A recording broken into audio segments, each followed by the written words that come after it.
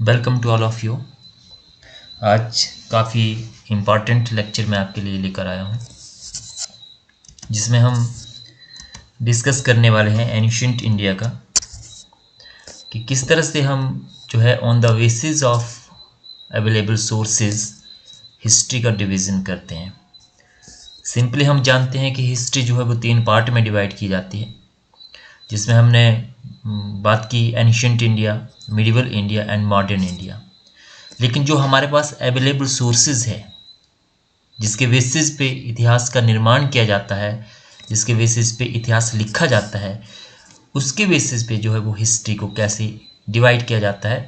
और इसमें मैंने कोशिश की है आपके पाषाण काल से लेकर टिल आपका जब ह्यूमन जो मानव था वो सिविलाइज्ड हुआ तब तक कवर करने की कोशिश की है। तो वीडियो को अंत तक देखिए, और अगर आपको पसंद आता है तो लाइक, शेयर और सब्सक्राइब कीजिए, ताकि आने वाले समय में आपके लिए जो है इस तरह के इंटरेस्टिंग वीडियो जो है वो लेकर आ सकूं।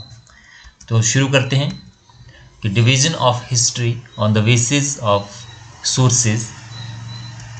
तो हम जैसे बात करते हैं कि प्री हिस्ट्री मतलब प्राग ऐतिहासिक काल। प्राग ऐतिहासिक काल में आप यहाँ पे इमेज में देख सकते हैं कि मानव किस तरह का था। इसके बाद सेकंड फेज आता है, आगे मैं डिटेल से डिस्कस करूंगा, प्रोटो हिस्ट्री मतलब आदि इतिहास। इसमें आप यहाँ पे देख सकते हैं इंडस वैली सिविलाइजेशन को मैंने दिखाने की कोशिश की है, आगे मैं इसकी बात करूंगा। और इसके बाद तीसरा फेज आता है हिस्टोरिकल फेज, ठीक है, ऐतिहासिक काल। तो मोटा मोटा सिंपली जो है इसमें आपका आया शुरू का प्राग ऐतिहासिक काल, आदि ऐतिहासिक काल, और तीसरा जो फेज आता है आपका हिस्टोरिकल ऐतिहासिक काल। तो इसकी डिस्क्रिप्शन क्या है? प्री हिस्ट्री पीरियड में आपका क्या था, प्री हिस्ट्री जो है प्राग ऐतिहासिक काल में क्या था। तो pre history man, historic man, तो यहाँ पे आप देखते हैं कि मानव जो है वो इस तरह का था, ठीक है। ये देखते हैं आप, यहाँ पे शिकार करता था, जानवरों का शिकार करता था, और जहाँ पे भी उसको खाने पीने की वस्तुएं मिलती थी वहाँ पे वो पड़ा रहता था, एक स्थान से दूसरे स्थान तक मूव करता रहता था। और मेनली आपके जो है यहाँ पे आप देख सकते हैं कि इस तरह से मानव का जो है वो विकास होता है अलग अलग फेज में, ठीक है। इसमें होमो शेपियंस जो है यहाँ पे आप तीसरी पिक्चर में देख रहे हैं, इसको मानव, आधुनिक मानव कहा जाता है। और यहाँ पे आप देखते हैं कि ये रिवर साइड्स में रहता था, नदी के किनारे रहता था मानव। यहाँ पे एक तो इसको खाने पीने के लिए पानी मिल जाता था, और दूसरा जो जानवर जो है पानी पीने के लिए आते थे उसका शिकार करना इसको जो है वो इजी रहता था, ठीक है। केव्स में रहता था या वृक्षों के ऊपर ही रहता था। और यहाँ पे आप देख सकते हैं कि छोटे छोटे झुंड में ये रहा करता था और जंगली जानवरों का शिकार किया करता था, और उसका कच्चा मांस जो है ये खाया करता था प्री हिस्टोरिक पीरियड में। तो इसका जो मेन जो कंसेप्ट है, यहाँ पे जो मानव था इस काल में, यहाँ पे इसने, आप देखते हैं कि इसने डिस्कवरी कर ली, फायर जो आग थी उसको खोज लिया। तो आग कैसे खोजी इसने? आग सिंपली जब ये पत्थर इकट्ठे कर रहा होगा जानवरों को खाने के लिए, जानवरों का शिकार करने के लिए, तो उसमें से 2 पत्थरों के बीच में वो आपस में रगड़े होंगे पत्थर, और रगड़ने के बाद जो है उसमें चिंगारी निकली होगी, और जब चिंगारी निकली तो इसके मन में एक क्यूरियोसिटी पैदा हुई कि ये क्या है।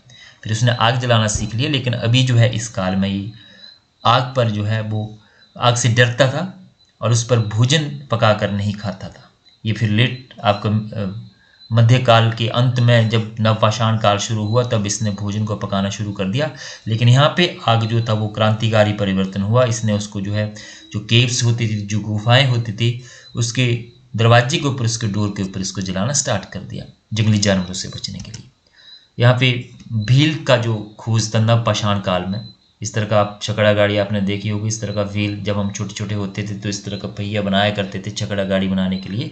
तो इसका दिमाग जब नवपाषाण काल में विकसित हुआ तो इसने जो इस तरह का पहिए का आविष्कार किया, जो कि मानव जीवन में क्रांतिकारी परिवर्तन था, ठीक है। क्योंकि उससे सूत काता जाने लगा, उससे एक स्थान से दूसरे स्थान तक आना जाना, जो कम्युनिकेशन, जो ट्रांसपोर्टेशन था वो इजी हो गया। तो ये काफ़ी क्रांतिकारी परिवर्तन था, लेकिन हमारा यहाँ पे विषय नहीं है।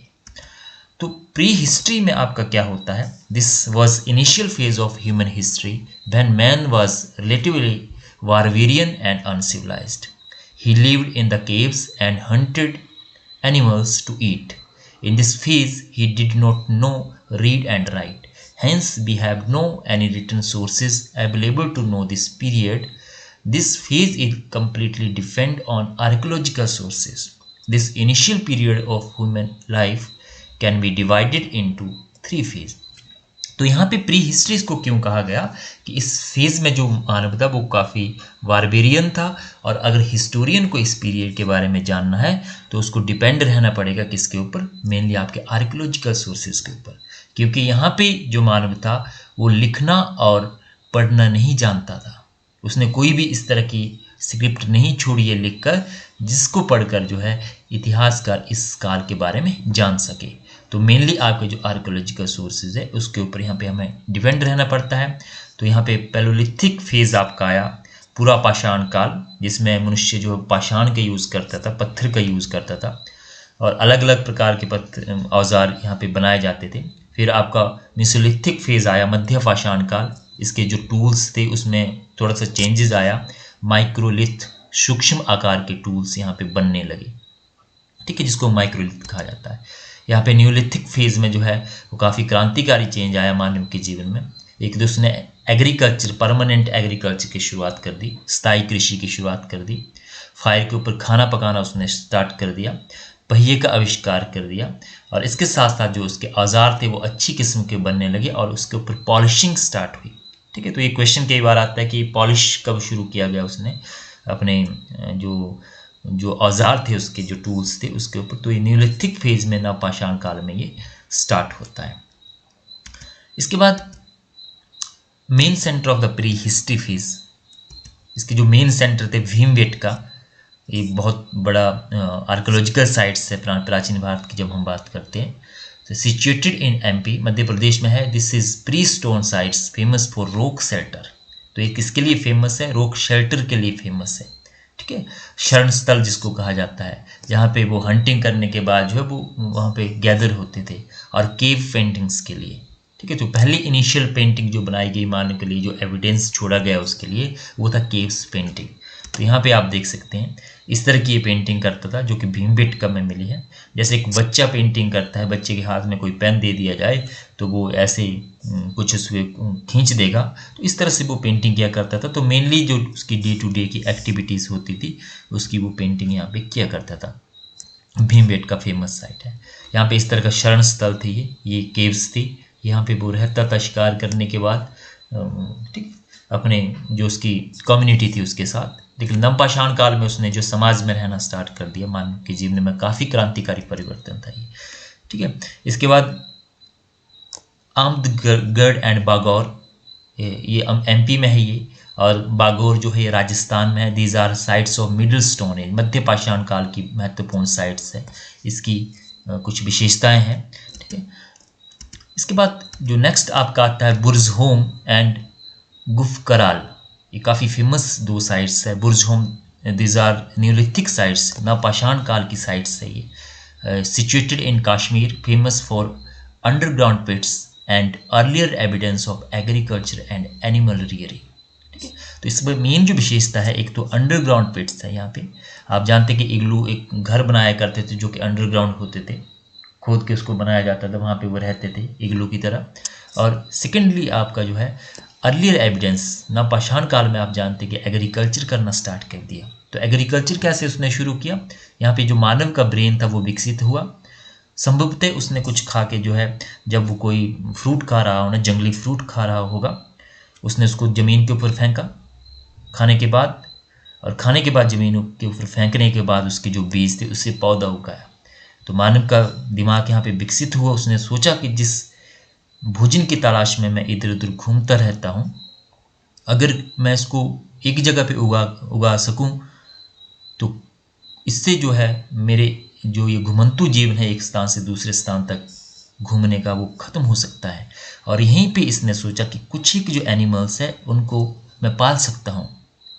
ठीक है, उसको पालने के बाद उससे दूध प्राप्त कर सकता हूँ, उसको जो है ट्रांसपोर्टेशन के लिए यूज़ कर सकता हूँ, हल जोतने के लिए यूज़ कर सकता हूँ। तो यहाँ पे इसने कुछ एनिमल्स को पालना शुरू कर दिया और सबसे जो पहला पालतू एनिमल्स था जो कि नवपाषाण काल का जो आपका बुर्ज़होम में एक ग्रेव मिली है जहाँ पे मनुष्य के साथ दफनाया गया है एनिमल्स, जिसको कुत्ता जो था, डॉग्स जो था, वो पहला ऐसा एनिमल्स था जिसकी रियरिंग जो है वो मानव के द्वारा की गई। सिरांद है, this is very very famous site in Neolithic site है, ये फाउंड इन बिहार में ये खोजी गई है and famous for bones tool, हड्डियों के जो टूल्स बने हैं उसके लिए काफ़ी फेमस साइट है बिहार के अंदर। तो यहाँ पे नेक्स्ट साइट आप देखेंगे स्लाइड में, पिकली हल एक कर्नाटका में है, न्यूलिथिक साइट है ये, और मेहिरगढ़ काफ़ी फेमस साइट है ये। लेटर हड़प्पा की जब हम बात करते हैं तो उसमें भी मेहिरगढ़ का नाम आता है। सिचुएटेड इन बलूचिस्तान आप जानते हैं, नाउ इन पाकिस्तान में है, आज की डेट में है। One of the Neolithic site oldest evidence of agriculture founded, ठीक है। कृषि के सबसे प्राचीनतम जो साक्ष्य मिला है वो मेहिरगढ़ से ही प्राप्त हुआ है, जो कि एक साइट हुआ करती थी प्राचीन काल में, भारत का ही पार्ट था ये बलूचिस्तान और सारा का सारा इंडस वैली सिविलाइजेशन का। तो कुल मिलाकर जो आपका प्री हिस्टोरिक जो फेज़ है उसकी जो मेन विशेषता है, इसमें हमारे पास कोई भी रिटन डॉक्यूमेंट नहीं है, इसलिए इसको प्राग ऐतिहासिक काल में रखा गया है।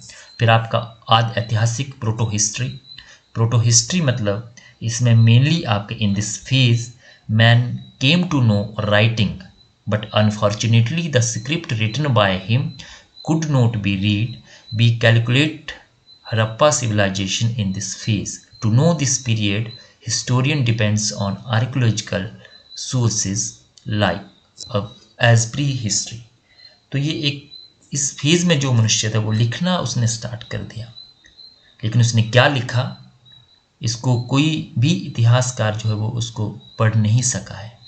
और जब पढ़ नहीं सका है और जब तक कि स्क्रिप्ट पढ़ी नहीं जाती, लगभग 400 के लगभग उसमें जो है वो सिंबल हमें मिले हैं, जब तक उसको रीड नहीं किया जा सकता तब तक हमें इस पीरियड को जानने के लिए जो है वो आर्कियोलॉजिकल सोर्सेज के ऊपर रहना पड़ता है। तो लिखना तो जान गया वो, इसलिए इसको प्रोटो हिस्ट्री में रख दिया, आदि इतिहास में रख दिया। तो बहुत बार क्वेश्चन आता है कि हड़प्पा सिविलाइजेशन का जो काल है वो किस फेज में रखा जाता है। तो यहाँ पे आप देखते हैं ये सील्स है हड़प्पा सिविलाइजेशन की, और इन सील्स के ऊपर कुछ लिखा गया है। तो इनकी जो लिपि थी वो चित्राक्षर लिपि थी, किसी भी चीज़ को ये कहते थे वो सिंबल में कहते थे, चित्र में कहते थे, ठीक है। तो यहाँ पे आप चित्र देख सकते हैं, चित्राक्षर लिपि थी ये, यहाँ पे आप देख सकते हैं सील्स के अंदर, जिसको कि पढ़ने का काम चला हुआ है। इसमें अलग अलग मत दिए जा रहे हैं कि क्या था ये, कहाँ से रिलेट करते थे, लेकिन कोई भी हिस्टोरियन जो है वो सक्सेस नहीं हुआ है इसको पढ़ने में। नेक्स्ट स्लाइड में आप देखेंगे ये हड़प्पा साइट्स है जो मिली है, जहाँ पे इसकी कुछ विशेषताएं थी जो कि आज का हमारा विषय नहीं है, फिर हम कभी बात करेंगे इस पर।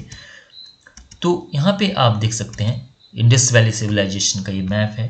ये पूरा का पूरा जो आप पिंक में देख रहे हैं इसकी साइट्स थी, यहाँ पे इसका जो है वो विस्तार हुआ था, ठीक है। जैसे हम इसका सबसे दक्षिण स्थल जो था वो अहमदाबाद था। यहाँ पे अगर हम बात करें पूर्वी स्थल की बात करें तो आलमगीरपुर था, ठीक है। यहाँ पे बात करें तो हम बलूचिस्तान में यहाँ पे साइट थी, ठीक है। और यहाँ पे हम बात करें तो कश्मीर जो था वो सबसे, इसका जम्मू और कश्मीर का जो एरिया था वो इसका सबसे जो उत्तरी पूरा स्थल जो है वो इसका था, ठीक है। तो इस तरह से पूरा का पूरा इंडस वैली सिविलाइजेशन की साइट्स यहाँ पे आप मैप में इसको जो है वो देख सकते हैं। तो नेक्स्ट हम चलते हैं हिस्टोरिकल फेज में क्या हुआ। तो ऐतिहासिक काल में मनुष्य के जीवन में जो क्रांतिकारी परिवर्तन आए। इन दिस फेज जो सबसे मेन बात हुई, मनुष्य ने लिखना स्टार्ट कर दिया। The historian keeps the period in the historical phase for which written sources are available and man, मनुष्य जो था वो सिविलाइज्ड हो गया, are available and historian are capable to read, ठीक है। तो इस फेज की जो मेन विशेषता थी, इसमें हमारे पास रिटन डॉक्यूमेंट जो है आर्कियोलॉजिकल सोर्सेज के साथ साथ रिटन सोर्सेज मिलने स्टार्ट हुए। लेकिन इंडस वैली सिविलाइजेशन में भी रिटन सोर्सेज थे, स्क्रिप्ट मिली लेकिन उसको पढ़ा नहीं जा सका। लेकिन यहाँ पे हिस्टोरियन जो थे वो कैपेबल हो गए उसको रीड करने के लिए। In this period the man became civilised, सभ्य हो गया, क्योंकि आर्यंस की जब हम बात करते हैं तो बात करते हैं कि एक श्रेष्ठ उसको कहकर बोला जाता है, ठीक है। अलग अलग थ्योरीज उसके बारे में दी गई है। तो civilised and history of this period is written on the archaeological and literary sources as well as foreigner accounts। तो इसमें जो आपके मेन जो सोर्सेज थे, एक तो आर्कोलॉजिकल सोर्सेज और उसके साथ साथ लिटरली सोर्सेज के ऊपर जो है, और बहुत सारे फॉरेनर आया, आप देखते हैं एंशिएंट इंडिया में जैसे मैगस्थनीज आया, इसके बाद समय समय पे जैसे आप गुप्ता पीरियड में हम देखते हैं हायान आया, हर्षवर्धन के टाइम में हिमसांग आया, और उसके बाद लेटर एंशिएंट फेज़ में या मिडिवल फेज़ में बहुत सारे लोग जो है फॉरेनर्स जो है वो आए और उन्होंने अपने अकाउंट्स जो थे वो यहाँ पे छोड़े। तो यहाँ पे आप ये देख सकते हैं इस तरह की संस्कृत लिखना जो है वो स्टार्ट की, क्योंकि सारे के सारे जो वेद है वो संस्कृत में लिखे गए हैं, इसको पढ़ सकते हैं हम, ठीक है। तो इस तरह से हिस्टोरिकल फेज में काफ़ी सारे चेंजेस यहाँ पे हमें देखने को मिलते हैं।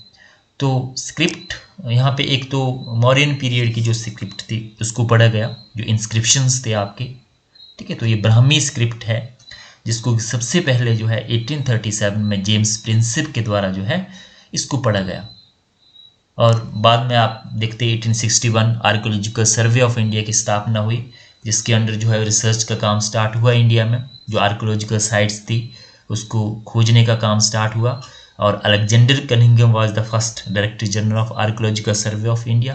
तो ये भी काफ़ी चेंजेस था, काफ़ी क्रांतिकारी परिवर्तन जो है वो इंडिया में था, कि जो प्राचीन धरोहर है उसका रख रखाव करना और उसकी खोज करना जो है, ठीक है। तो यहाँ पे ये अशोका की स्क्रिप्ट है। तो लास्टली हम देखते हैं कि 3 फेज में इसको डिवाइड किया गया, प्री हिस्ट्री प्राग इतिहास, आदि इतिहास प्रोटो हिस्ट्री, एंड लास्टली आपका जो है हिस्टोरिकल फेज आपका आता है, उसकी कुछ अलग अलग विशेषताएं हैं। तो as a student of history और competitive examination point of view से ये टॉपिक काफ़ी इंपॉर्टेंट है, आपको इसके बारे में नॉलेज होनी चाहिए कि किस तरह से सोर्सेज के बेसिस पे हम हिस्ट्री को 3 पार्ट में जो है वो डिवाइड करते हैं। तो मैं कुछ क्वेश्चंस आपको यहाँ पे दे रहा हूँ क्विज़ के लिए, और आपने इनके आंसर जो है उनको कमेंट बॉक्स में बताना है या पूछना है कि किस विषय पे मैं नेक्स्ट लेक्चर आपके लिए लेकर आऊँ। तो कुछ एक क्वेश्चंस है, कुछ एक क्विज़ आपके लिए हैं, important questions examination point of view से, कंपटीशन पॉइंट ऑफ व्यू से भी काफ़ी इंपॉर्टेंट है। और ये जो टॉपिक है ये BA फर्स्ट ईयर के जो स्टूडेंट्स हैं और इसके साथ साथ जो भी हिस्ट्री पढ़ रहे हैं उनके लिए काफ़ी इंपॉर्टेंट ये टॉपिक है, तो इसको देखिए।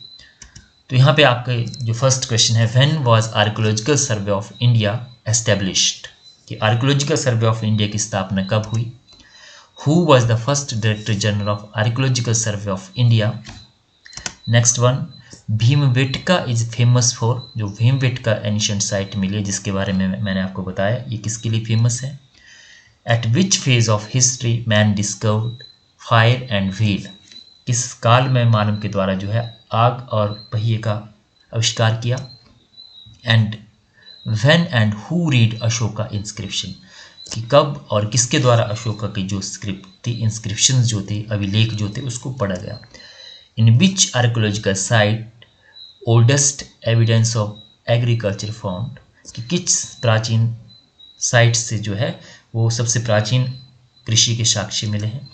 Eight which phase of history does the Indus valley civilisation comes, कि इंडस वैली सिविलाइजेशन जो है वो इतिहास के किस काल से उसका संबंध है, प्री हिस्ट्री से या प्रोटो हिस्ट्री से या हिस्टोरिकल फेज से है। And who was the first modern man, कि सबसे पहला आधुनिक मनुष्य जो है वो कौन था। तो इसी के साथ आज का जो ये टॉपिक है वो ख़त्म होता है। Thanks for watching, and next अगर आप चाहते हैं कि कोई इस तरह का वीडियो मैं आपके लिए लाऊं तो लाइक शेयर और सब्सक्राइब कीजिए। धन्यवाद, थैंक यू वेरी मच। मिलते हैं नेक्स्ट वीडियो में।